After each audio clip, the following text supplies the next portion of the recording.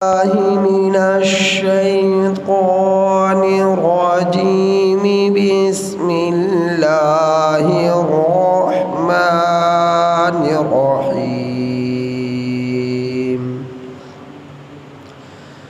المنافقون والمنافقات بعضهم من بعض يأمرون بالمنكر وينهون عن المعروف ويقبضون أيديهم. نسوا الله فنسيهم. إن المنافقين هم الفاسقون. وعد الله المنافقين والمنافقات والكفار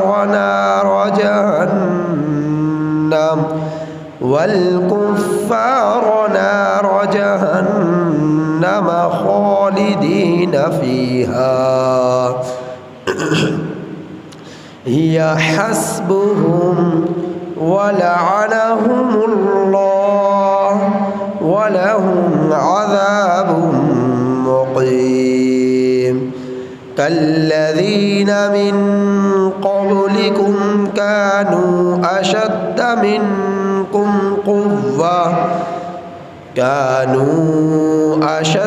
منكم قوة وأكثر أموالا وأولادا فاستمتعوا بخلاقهم فاستمتعتم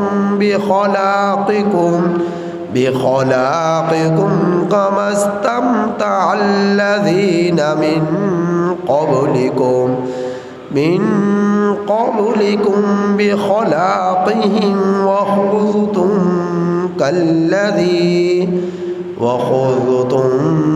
كالذي خاضوا. أولئك حبطت أعمالهم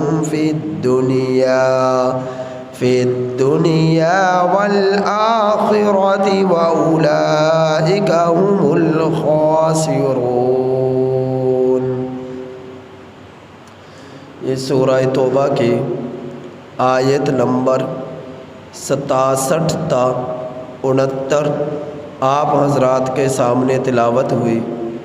ان آیات کریمہ کا ترجمہ یہ ہے: المنافقون منافق مرد، والمنافقات اور منافق عورتیں، بعضهم من بعض ان میں سے بعض سے ہیں، یأمرون حکم کرتے ہیں، بالمنکر برائی کا، وینہون اور یہ لوگ منع کرتے ہیں، عن المعروف نیکی سے، ویقبضون ایدیہم اور یہ لوگ اپنے ہاتھوں کو روکتے ہیں.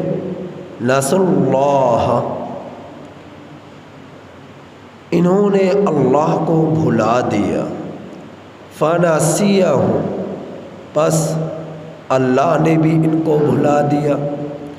ان المنافقین بے شک منافق مرد، ہم الفاسقون ان المنافقین بے شک منافق لوگ، ہم الفاسقون یہ نافرمان ہیں، یہ لوگ نافرمان ہیں. وعد اللہ کا وعدہ ہے منافقین منافق مردوں سے، والمنافقات اور منافق عورتوں سے، والکفار اور کافر لوگوں سے، نار جہنم جہنم کی آگ کا، خالدین فیہا ہمیشہ ہمیشہ رہیں گے جہنم میں. یہ اللہ کا وعدہ ہے کہ منافق مرد اور منافق عورتیں اور کافر لوگ نار جہنم جہنم کے آگ میں رہیں گے، خالدین فیہا ہمیشہ رہیں گے جہنم میں، ہی حسبہم یہ جہنم ان لوگوں کے لیے کافی ہوگی، وَلَعَنَهُمُ اللَّهُ اور اللہ نے ان لوگوں پر لعنت کی اور ان لوگوں پر اللہ کی لعنت ہے، وَلَهُمْ اور ان لوگوں کے لیے عذاب مقیم دائمی عذاب ہے، کالذین ان لوگوں کی طرح من قبلکم جو تم سے پہلے تھے، کانوا اشد منکم قوہ وہ لوگ تم سے طاقت میں زیادہ سخت تھے، تم سے زیادہ طاقتور تھے، وَأَكْثَرَ أَمْوَالًا اور وہ لوگ مال میں بہت زیادہ تھے، وَأَوْلَادًا اور اولاد میں بہت زیادہ تھے، فَاسْتَمْتَعُوا سو ان لوگوں نے فائدہ اٹھایا، بِخَلَاقِهِمْ اپنے حصے کا، فَاسْتَمْتَعْتُمْ سو تم لوگوں نے فائدہ اٹھایا، بِخَلَاقِكُمْ اپنے حصے کے ساتھ، كَمَا اسْتَمْتَعَ الَّذِينَ جیسا کہ فائدہ اٹھایا ان لوگوں نے، من قبلکم جو تم سے پہلے تھے، بِخَلَاقِهِمْ اپنے حصے کے ساتھ، وَخُذْتُمْ اور تم لوگوں نے شغل کیا، کالذی ان لوگوں کی طرح، خاضوا جنہوں نے شغل کیا، اولئک حبطت یہ لوگ ہیں کہ ضائع ہوں گے، اعمالہم ان لوگوں کے اعمال، فی الدنیا دنیا میں، والآخرہ اور آخرت میں، واولئک اور یہی لوگ ہم الخاسرون خسارہ اٹھانے والے ہیں، نقصان اٹھانے والے ہیں، گھاٹے میں پڑنے والے ہیں۔ اس سے پہلی آیات کریمہ میں آپ حضرات نے اس بات کو سنا کہ منافق لوگ ہمیشہ مسلمانوں کو، دین اسلام کو نقصان پہنچانے کی کوشش میں لگے رہتے، شرارتیں کرتے رہتے، حتیٰ کہ نبی کریم صلی اللہ علیہ وسلم کو بھی ان لوگوں نے نہیں بخشا، نبی کریم صلی اللہ علیہ وسلم کے بارے میں مذاق اڑاتے، آپ صلی اللہ علیہ وسلم کے خلاف شرارتیں کرتے، قرآن کا مذاق اڑاتے، اللہ کا مذاق اڑاتے، یہ منافقوں کی شرارتیں ہوتی۔ اور جب ان سے کہا جاتا کہ تم ایسا کیوں کرتے ہو مسلمان ہو کر، اب یہ تو سارے مسلمانوں کے علم میں نہ تھا کہ یہ مسلمان ہیں، کہ ان کے اندر یہ منافق ہیں، کیونکہ ان کے اندر تو نفاق چھپا ہوا تھا، کفر چھپا ہوا تھا۔ جب کہا جاتا تو یہ لوگ کہتے کہ ہم شغل کرتے، یہ لوگ کہتے کہ ہم شغل کرتے۔ جب ان لوگوں سے کہا جاتا تو ہم تو کھیلتے ہیں، ہم تو شغل کرتے ہیں، تو اس طرح کی باتیں یہ لوگ کرتے۔ تو اللہ رب العزت نے ان آیات کریمہ میں ان منافق لوگوں کے احوال بیان فرمائے۔ کیا فرمایا؟ المنافقون منافق مرد، والمنافقات اور منافق عورتیں، بعضهم من بعض ان میں سے بعض سے ہیں۔ منافق لوگوں کی حالت کیا ہے؟ منافق لوگوں کی عادت کیا ہوتی ہے؟ جہاد میں خرچ کرنے سے اپنے ہاتھوں کو روکتے، بخیل پنا دکھاتے، خرچ نہ کرتے، بہانے لگاتے اور طرح طرح کی جو ہے عذر بیان کرتے، اور جو پکے مسلمان ہوتے ہیں وہ تو فوراً نبی کی آواز پر، نبی کے جو ہے ترغیب پر اللہ کے راستے میں خرچ کرنے سے دریغ نہیں کرتے۔ تو یہ منافق لوگ اپنے ہاتھوں کو باندھ کر رکھتے اور اپنے ہاتھوں کو روک کر رکھتے، اللہ کے راستے میں خرچ نہ کرتے۔ یہی عادت ہے کہ جب برے بری جگہ ہوتی ہیں وہاں پر منافق خوب خرچ کیا کرتے تھے۔ جس طرح کہ آج کل کے دور میں دیکھیں اللہ کا راستہ میں خرچ کرنے کی باری آئے تو یہ لوگوں کی جانیں نکلتی ہیں، اور جب جو ہے یہ لوگوں کی شادیاں ہوتی ہیں، بیاہ ہوتے ہیں، بیٹے کی شادی ہو رہی، بیٹی کی شادی ہو رہی، خوب لوگوں میں ہلا گلا کرنے کے لیے جو ہے اہتمام کیا جاتا ہے، مہندی کی رسم کی جاتی ہے، خوب ڈھول باجے بجائے جاتے ہیں، خوب مہندی کی رسم پر خرچ کیا جاتا ہے، خوب بارات پر خرچ کیا جاتا ہے، شادی پر کھانوں میں 10 کھانے تیار کیے جاتے ہیں ان پر خرچ کیا جاتا ہے۔ تو بہت ساری خرافات میں اسراف کیا جاتا ہے، فضول مال خرچ کیا جاتا ہے۔ جب لیکن ان سے کہا جائے کہ اللہ کے گھر میں خرچ کرو، مسجد تعمیر ہو رہی ہے اس پر خرچ کرو، مسجد میں صفوں کی ضرورت ہے اس پر خرچ کرو، مسجد کا بل آیا ہے اس پر خرچ کرو، مسجد کا گیس کا بل ہے اس پر خرچ کرو، تو اس وقت کہتے ہیں حالات تنگ ہیں، اس وقت کہتے ہیں کاروبار نہیں چلتا، اس وقت کہتے ہیں دکان نہیں چلتی، اس وقت کہتے ہیں کہ جی ہمارے تو کام نہیں چل رہے، ہم کہاں سے دیں۔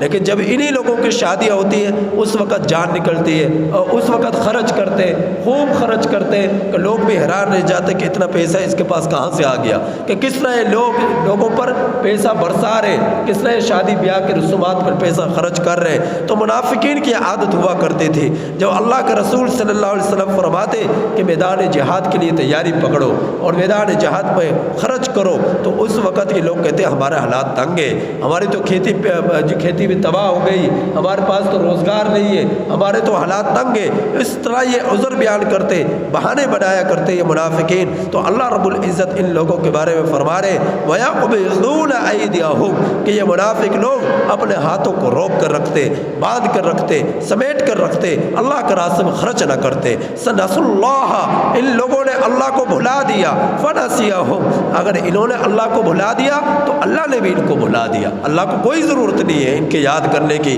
ان کے ذکر کرنے کی، ان کی عبادت کرنے کی، اللہ کو پکارنے کی، اللہ کو ان کو کوئی ضرورت نہیں۔ اگر انہوں نے اللہ کو بھلا دیا تو اللہ نے بھی ان کو بھلا دیا۔ اور یاد رکھیے گا اللہ بھول سے پاک ہے۔ یہاں پر نسیہ کا معنی کیا ہے کہ اللہ نے ان کو چھوڑ دیا ان کی حالت پر۔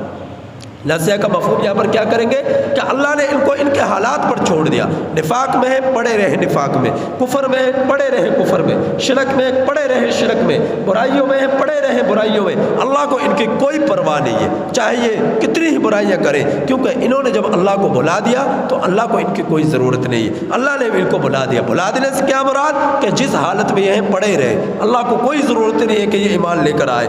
ان المنافقین هم الفاسقون اللہ فرما رہا ہے بے شک منافق لوگ یہی نافرمان ہے۔ منافق یہ نافرمان ہے۔ فاسق کا لفظ اللہ نے ان نفاق اختیار کرنے والوں کے لیے استعمال کیا، اور نفاق یہ انتہائی خطرناک کفر ہے۔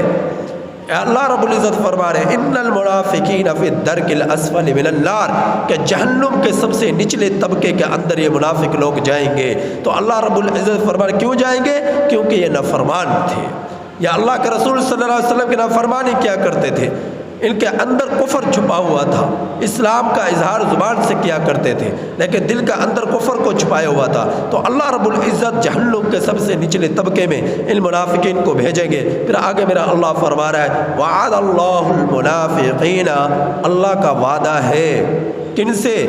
نفاق اختیار کرنے والوں سے، نفاق اختیار کرنے والے مردوں سے، والمنافقات اور نفاق اختیار کرنے والی عورتوں سے، والکفار اور جو کھلا کفر کرتے ہیں ان لوگوں سے۔ کس چیز کا وعدہ ہے اللہ کا؟ اللہ نے وعدہ ماضی کا صیغہ، ماضی کا صیغہ یہ اگر یہ چونکہ کل قیامت کے دن جب ساری دنیا فنا ہو جائے گی اس وقت اللہ جو فیصلہ جس وقت فرمائیں گے کہ نفاق اختیار کرنے والوں کو جہنم میں ڈال دیا جائے، جہنم کے سب سے نچلے طبقے میں بھیج دیا جائے، وہاں پر ان کو ڈال دیا جائے۔ اس وقت جب اعلان ہوگا جہنم میں جانے کا تو اس وقت کیفیت یہ ہوگی کہ یہ لوگ جہنم کے اندر جب جائیں گے تو جہنم کے سب سے نچلے طبقے میں اللہ رب العزت انہیں ڈالے گا۔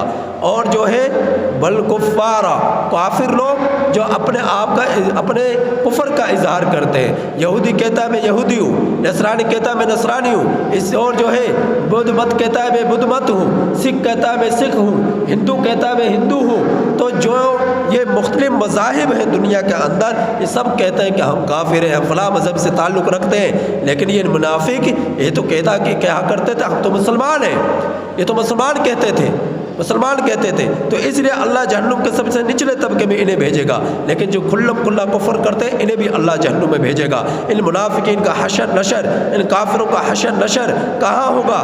نار جہنم، ان کے لیے جہنم کی آگ. فرمانا یوں سمجھو کو فیصلہ ہو چکا، یوں سمجھو فیصلہ ہو چکا. وعدہ ماضی کا صیغہ لا کر مستقبل کی جو بات بتلائی جا رہی ہے اس کے یقین اور یقینی اس معاملے کے یقینی طور پر ہونے کے بارے میں اشارہ ہے. اس معاملے کا پکے طور پر، پکے مضبوط طریقے سے یقینی طور پر ہونے کا اللہ کی طرف سے وعدہ کہ ایسا ہو کر رہے گا ان منافقوں کے ساتھ، کافروں کے ساتھ. اب چاہے نفاق اختیار کرنے والے مرد ہو، چاہے نفاق اختیار کرنے والی عورتیں ہو، کس چیز کا وعدہ ہے؟ نار جہنم، جہنم کی آگ کا. خالدین فیہا، ہمیشہ ہمیشہ رہیں گے جہنم میں. ہی حسبہم، یہ جہنم ان لوگوں کے لیے کافی ہوگی. ولعنہم اللہ، اور ان لوگوں